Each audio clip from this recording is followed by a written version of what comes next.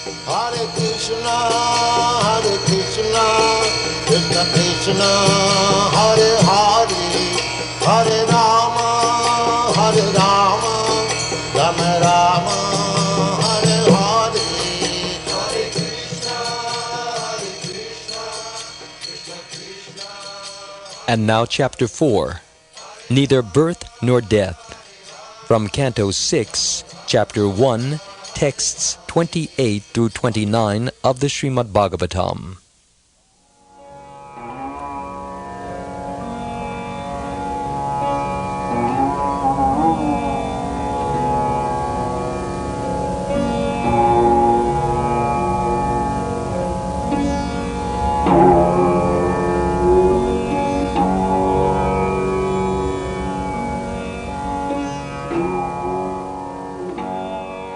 Shukdev Goswami continued, Ajamil then saw 3 awkward persons with deformed bodily features, fierce twisted faces, and hair standing erect on their bodies.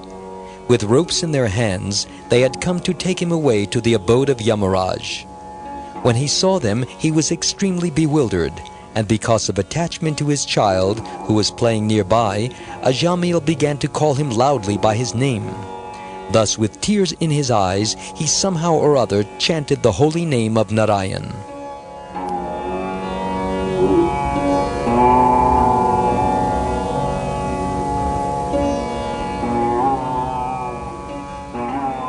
Purport. At the time of death, people become very anxious to save themselves, especially those who have been sinful. Of course, the soul itself is not subject to death. Nahanyate hanyamane sharire. But leaving the present body and entering into another body is very painful. At death, the living entity can no longer bear to remain in his present body. The pain is so acute. Sometimes when a person's life becomes too painful, he commits suicide. But suicide is a sin punishable by the laws of karma. When Ajamil was dying, he saw 3 ferocious and very frightening persons with ropes in their hands, unruly hair on their heads, and bodily hair like bristles. These assistants of Yamaraj, the Yamadutas, had come to drag Ajamil out of his body and take him to the court of Yamaraj. Sometimes a dying man cries out in fear when he sees the Yamadutas. Ajamil too became very fearful. Fortunately, even though Ajamil was referring to his son, he chanted the holy name of Narayan, and therefore the order carriers of Narayan, the Vishnudutas, also immediately arrived there. Because Ajamil was extremely afraid of the ropes of Yamaraj, he chanted the Lord's name with tearful eyes. Actually, however, he never meant to chant the holy name of Narayan. He meant to call his son. One may ask, the devotees die, and the non-devotees also die. What is the difference? It is like this. The mother cat may catch a rat and carry it in her mouth, and she also carries her kittens in her mouth. It is the same mouth, but the kittens are comfortable and safe, whereas the rat is feeling the jaws of death. Similarly, at the time of death, the devotees are transferred to the spiritual realm, Vaikuntha, whereas the ordinary sinful man is dragged down to the hellish regions by the Yamadutas, the constables of Yamaraj. This was apparently to be Ajamil's fate. In the Bhagavad Gita, chapter 4, verse 9, Krishna says, Janma karma chame divyam, which means, quote, My appearance and disappearance are spiritual, transcendental. They are not ordinary. Unquote. Why does Krishna appear in this world? That he explains in the previous verse of Bhagavad Gita, chapter 4, verse 8. Paritranaya sadunam, vinashaya cha dushkritam, dharma samstapanartaya, Sambhavami yuge yuge, which means, quote, to deliver the pious and annihilate the miscreants, as well as to re-establish the principles of religion, I appear millennium after millennium." Unquote.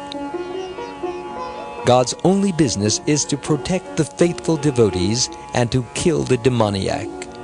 Therefore we find Lord Vishnu pictured with his weapons, the club and chakra or disc, for protecting the devotees, and the lotus flower and conch for their benediction.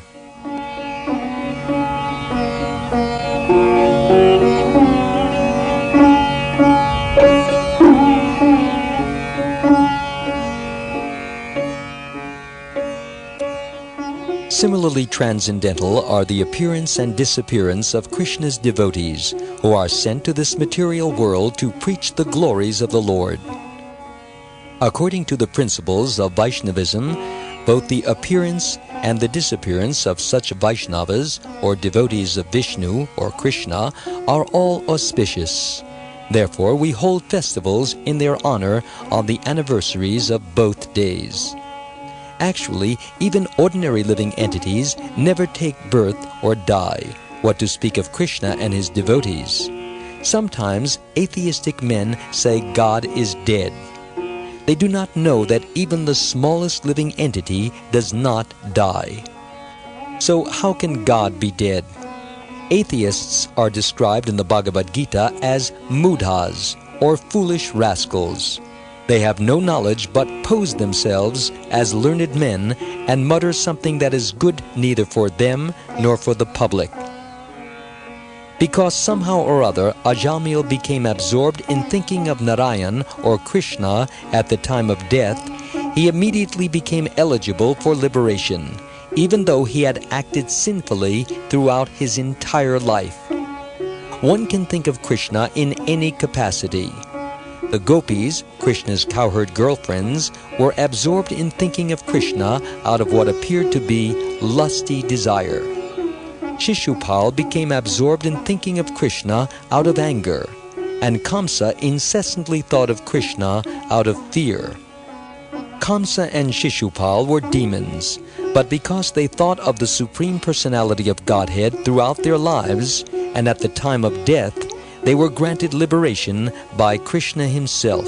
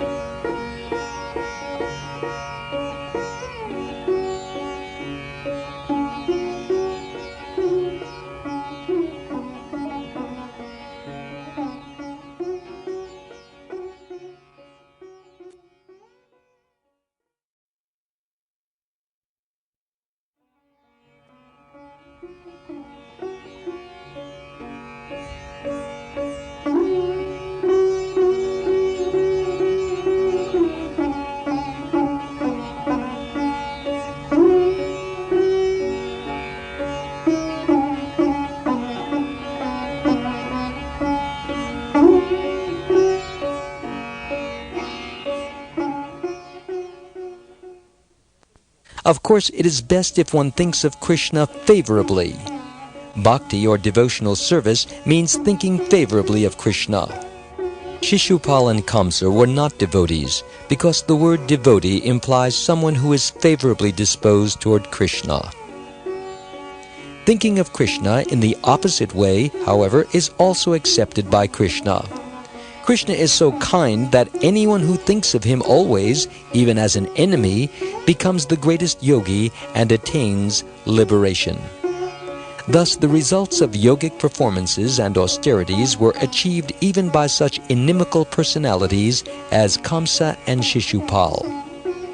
In the impersonal Brahman effulgence, or Brahmajyoti, we find not only the highest learned scholars, or jnanis, who have struggled to attain Brahman, but also those persons who constantly think of Krishna in enmity.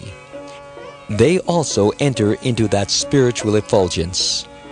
Thus, the destination achieved by the jnanis is also achieved by the enemies of Krishna. This, however, is not very desirable.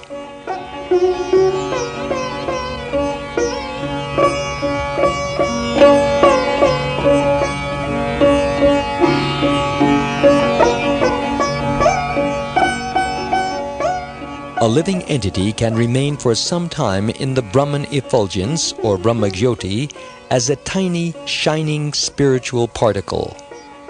As there are many molecular particles of sunshine, similarly, the living entities can live as small particles of spiritual effulgence in the Brahmajyoti. But they are subject to fall down into this material creation again. By nature, the living entities want varieties of sense enjoyment, but in that impersonal existence, there are no varieties of enjoyment. So when they desire to enjoy, they have to come again to this material world. Therefore, if one merges into the Brahman effulgence, there is every chance of falling down. Krishna's devotees do not desire liberation because their only interest is to be engaged in devotional service to Krishna, whether in the material world or in the spiritual world. Still, by the mercy of Krishna, they attain liberation by being elevated to the planet of Goloka Vrindavan, the residence of Krishna, where the material miseries of birth, death, old age, and disease are conspicuous by their absence. Thus, a devotee's position is different from that of the impersonalists and jnanis. The devotee's position is very exalted.